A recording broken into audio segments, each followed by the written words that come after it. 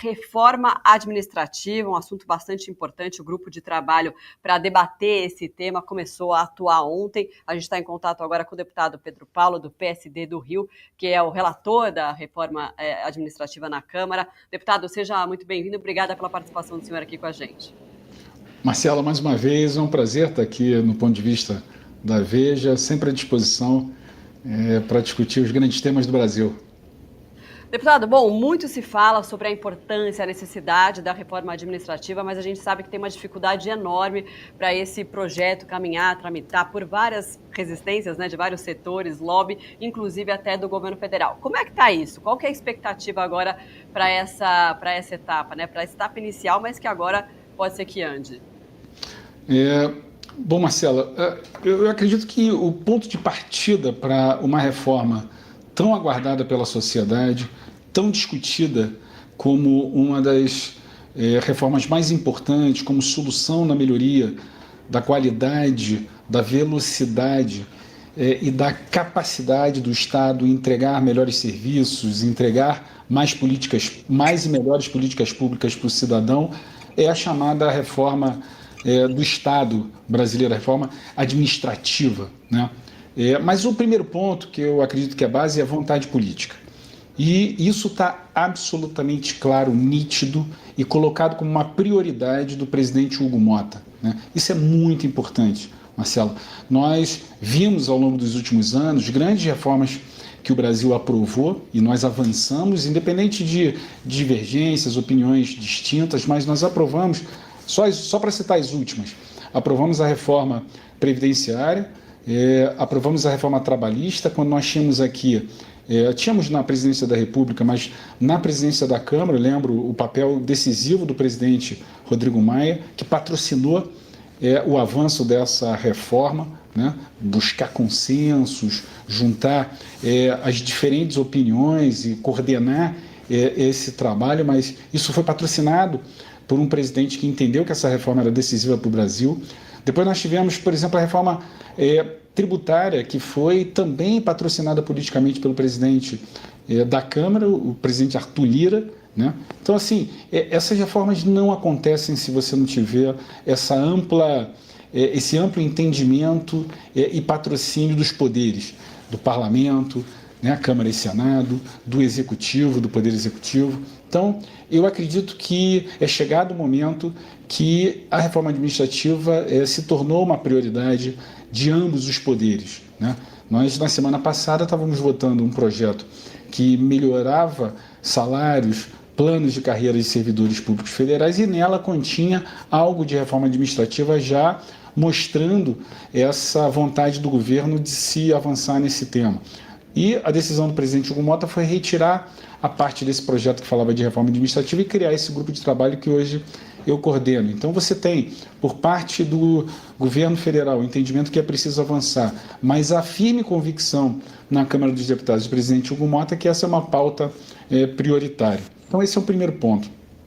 Segundo ponto, nós precisamos desinterditar, eu uso bastante esse termo, aquilo que travou a reforma administrativa nas vezes que foi discutido aqui na casa. 2 temas. O primeiro deles é direitos de servidores públicos. Mais especificamente, fim da estabilidade do servidor público. Nós não vamos acabar com a estabilidade do servidor público, nós não vamos reduzir direitos dos servidores públicos, porque além de não acreditar que fazer uma reforma administrativa a gente precisa tirar esse direito, essa característica do serviço público, da escolha de um cidadão de querer fazer um concurso público, estar no serviço público, um projeto de vida de 30, 40 anos, a estabilidade ela é necessária, ela tem que ser respeitada e ela precisa ser potencializada. Então nós não vamos reduzir direitos dos servidores. Não quer dizer que nesse grupo nós não possamos discutir fim de privilégios, supersalários, uma pauta que há muito tempo que se discute, que envergonha o serviço público brasileiro. Então, nós não vamos reduzir direitos, acabar com a estabilidade, mas vamos atacar privilégios, né? Vamos endereçar medidas para reduzir privilégios. Então, esse é um ponto que interditava o debate da reforma administrativa. Um outro é a crença de que a reforma administrativa ela será uma alavanca de ajuste fiscal, será importante para o ajuste fiscal. Quem está dizendo isso, Marcelo, é um deputado que você me conhece, que sempre discutiu, que acredita muito na necessidade de ter superávit primário, de ter orçamento equilibrado. Sou um militante, né, do orçamento equilibrado aqui na Câmara, fiz isso como secretário de Fazenda na cidade do Rio, né, às vezes discuto muito, entre embates grandes com o governo federal pela sua, muitas vezes, irresponsabilidade do ponto de vista fiscal, mas a reforma administrativa ela não pode ter como meta ajuste fiscal, mas ela pode sim produzir melhoria da alocação do gasto, redução da despesa, mas a gente não pode colocar ela como um objetivo. Então, esses dois temas, os direitos dos servidores, estabilidade, e essa panaceia de que a reforma administrativa ela tem que ser prioritariamente um ajuste fiscal, a gente já desinterdita bastante esse debate, para que a gente possa focar naquilo que é o principal, como o Estado brasileiro, eu não falo só a União, falo estados e municípios também, como o serviço público brasileiro pode entregar muito mais. Para que o cidadão, que é o nosso cliente, né, quem paga o imposto, olhe assim e fale assim, pô, não, o Estado está funcionando, ele está me entregando melhores serviços, mais rápido, com mais qualidade. Então, isso que tem que ser o objetivo, que tem que balizar todo o conjunto de propostas que nós iremos apresentar daqui a 45 dias. Muito bem, Zé Benedito, nosso colunista, também participa aqui com a gente. Zé, boa tarde, seja bem-vindo. Obrigado por participar do programa. Boa tarde para quem está assistindo a gente também. O senhor falou de privilégios, assim, e duas categorias que são com frequência associadas a privilégios são os militares e o Poder Judiciário e o Ministério Público. E isso dificilmente entra numa proposta de reforma administrativa, né? Sempre um empecilho também. Eu queria saber do senhor se essas duas categorias podem ser alcançadas nessa discussão ou se esse não é o momento, isso irá ocorrer posteriormente. Pode sim, José Benedito. Boa a sua questão. Não são somente militares e judiciário, legislativo, nós também precisamos fazer uma avaliação aqui no legislativo. Nós temos também verbas de caráter indenizatório que podem ser muito mais bem controladas. Então, eu acredito que toda a sociedade tem que fazer essa discussão e as instituições têm que dar a sua contribuição. Existem inúmeras carreiras no serviço público, não é só federal, nos estados e municípios, que gozam de determinados penduricários e produzem, muitas vezes, soluções em pareceres que são obscuros, e às vezes até legislações que são locais e que são legislações de fura-teto constitucional, de salários, multiplicam seus ganhos mensais por conta desse esforço de legislação que os privilegia. Então, esse tema é um tema que está na agenda, não é só a reforma administrativa que pode tratar desse tema, existe projeto no Senado, projeto na Câmara, que trata dessa questão dos chamados privilégios, supersalários, e que a sociedade há muito tempo anseia um disciplinamento desses abusos. Então, sim, o desejo desse grupo de trabalho, e não é inventar a roda não, tem muito estudo já feito, tem muitas soluções já dadas que não tem nada de redução de direitos de servidores, nada disso, mas que são importantes. E essa, por exemplo, Zé Benedito, são medidas, eu falei aqui que o objetivo principal da reforma administrativa não é produzir ajuste fiscal, mas sem dúvida nenhuma, quando você ajusta esses penduricários, esses supersalários, isso produz uma economia, isso produz uma racionalização, uma economia nas folhas de pagamento, no impacto da Previdência. Então, assim, sem dúvida nenhuma, esse é um tema que nós temos muito interesse e já estamos trabalhando. Agora, deputada, a gente acompanhou nessa semana um climão aí que rolou entre o ministro da Fazenda, Fernando Haddad, e o presidente da Câmara, Hugo Mota, porque o ministro disse numa entrevista ao Globo que a gente vivia quase que um parlamentarismo por conta da dificuldade de aprovar pautas econômicas, diante, claro, a gente vê do recuo que aconteceu, né, do Ministério da Fazenda na semana passada, do aumento de alíquotas do IOF. Algumas foram mantidas e ele recuou em alguns pontos ali. Bom, e aí teve essa fala, o presidente da Câmara, Hugo Mota, foi lá nas redes sociais e falou: O Estado não gera riqueza, consome. Quem paga essa conta é a sociedade. A Câmara tem sido parceira do Brasil, ajudando a aprovar bons projetos que chegam ao Executivo e assim continuaremos. Mas quem gasta mais do que arrecada não é vítima, é autor. O Executivo não pode gastar sem freio e depois passar o volante para o Congresso segurar. O Brasil não precisa de mais imposto, precisa de menos desperdício. Vamos trabalhar sempre em harmonia em defesa dos interesses do país. Tá? Então, deu um recado, né, para o governo federal. E também, agora, vocês vão votar essa questão do IOF, se vão derrubar ou não esse projeto do governo federal. Como é que o senhor vê isso? Marcela, muito bom esse ponto que você trouxe, que isso está em ebulição aqui no parlamento. E eu digo com todas as letras, o presidente Hugo Mota está certíssimo no posicionamento que teve. Acredito que o posicionamento do ministro Haddad foi bastante inadequado em relação ao comportamento do legislativo, em relação a pouca na sua visão, contribuição com a agenda fiscal. Não é verdade, não é verdade. E eu falo isso com a liberdade, né, e de dizer que sou da base do governo, do presidente Lula, votei de campanha para o presidente Lula, sou vice-líder do governo, mas tenho desde o primeiro dia do mandato do presidente Lula chamado a atenção por conta das escolhas que têm sido feitas na agenda fiscal brasileira. O governo, a gente não pode esquecer, o parlamento aprovou a PEC da transição. O que nós aprovamos na PEC da transição é a autorização de gastos que foi dado naquele momento, fizemos todos os alertas e a Câmara aprovou, o Congresso aprovou isso e permitiu que o governo largasse com o pé no acelerador, que muitos como eu consideram um erro estratégico do ponto de vista da condução do governo Lula e dos seus compromissos de ajuste, daí a falta de fôlego e as dificuldades que o governo está enfrentando de ajustar suas contas já no final do segundo ano do presidente Lula. Então, assim, eu não tenho nenhuma dúvida, o terceiro ano do governo Lula, então eu não tenho nenhuma dúvida que o Congresso tem dado a sua contribuição. Aprovamos a PEC da transição, aprovamos um arcabouço fiscal que não fica de pé até hoje, que tem muitos problemas estruturais e que daqui a 2, 3 anos nós vamos revisitar esse modelo de ajuste das contas públicas.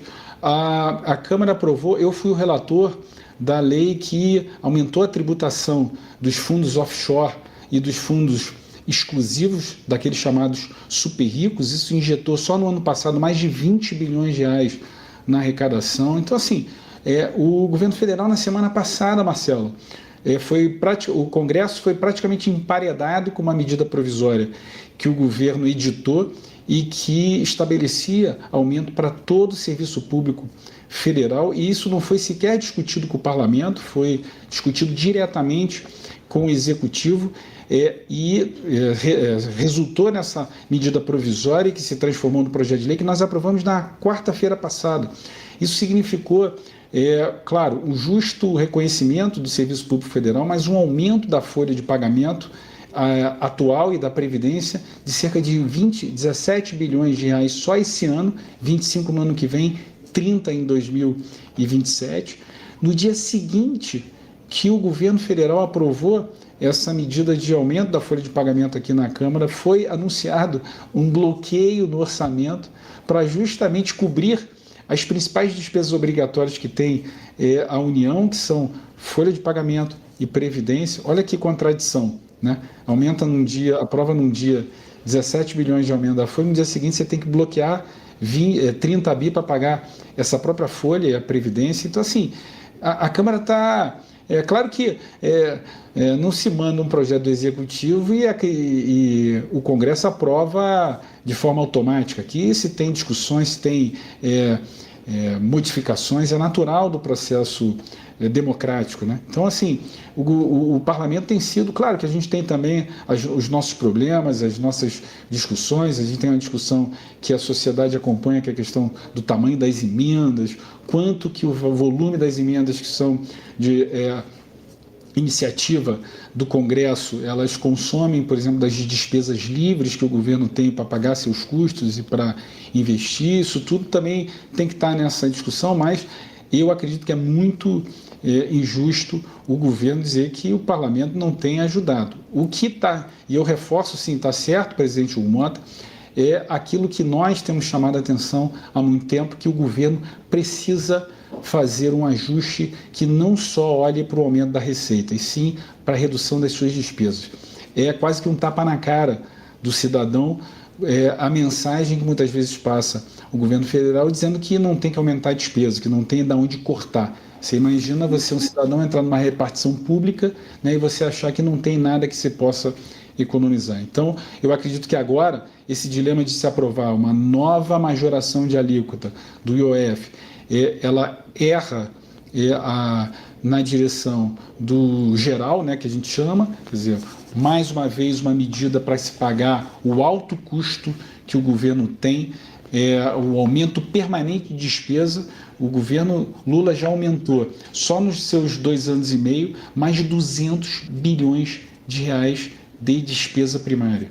Mais de 200 bilhões de reais de despesa primária. Desses 200 bilhões, Marcelo, 160 é custeio, só 40 foi investimento, né? E o governo agora, mais uma vez, manda um aumento de alíquota, e ela é ruim do ponto de vista estrutural, o erro desse modelo de só querer crescer receita. Isso está irritando a sociedade e irrita também o parlamento, que é um canal de transmissão da sociedade, mas também erra na medida do IOF na forma, porque o IOF não é um imposto, é um imposto regulatório, é um imposto que não pode ser feito para aumentar a arrecadação. Muitas vezes, espertamente, para o governo, e eu já tive dos dois lados da mesa, usar o IOF é fácil porque ele produz rápida arrecadação, ele não precisa de autorização legislativa, ele ataca ali o sistema financeiro, então ele parece ser mais fácil de aplicação, mas os seus efeitos também são muito destrutivos para a economia. Ele aumenta o custo do crédito, quando você olha, por exemplo, micro e pequenas empresas, quando você olha para operações de câmbio, investimento exterior no Brasil. Então, assim, no momento que nós estamos falando de Selic a 15%, de juros básicos da economia a 15%. Então, assim, eu acredito que está na contramão, o ambiente é péssimo para aprovar um aumento de alíquota, por isso esses movimentos dos partidos inclusive da base, de que vão ser favoráveis à suspensão, a partir do decreto legislativo, da majoração da alíquota do IOF.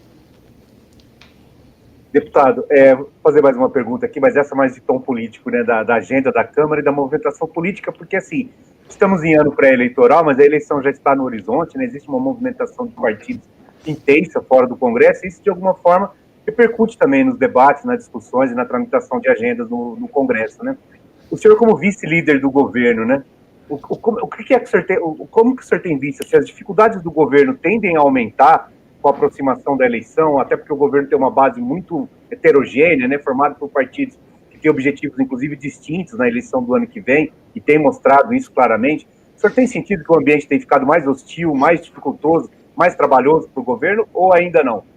Sem dúvida, está mais hostil, está mais difícil por alguns motivos. Primeiro, porque a eleição está se aproximando, né?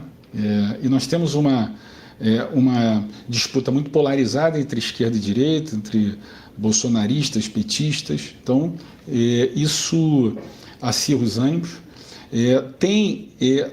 Por conta de uma baixa popularidade do governo Lula, né? E por esse desajuste macroeconômico, fiscal, isso tem gerado escolhas para o governo pelo Planalto em relação a quais são as suas estratégias para recuperar popularidade, para dar solução aos grandes problemas. Isso também tem sido algo que enfrenta problemas aqui na Câmara, que distanciam um pouco a base. A gente estava falando aqui dessas diferentes visões no campo econômico, mas isso tem se acirrado nas diferentes pautas que o governo tem encaminhado aqui para a Câmara. Então, assim, é um momento bastante delicado, que necessita uma rearrumação da articulação política do governo, a fim de não perder sua base, né?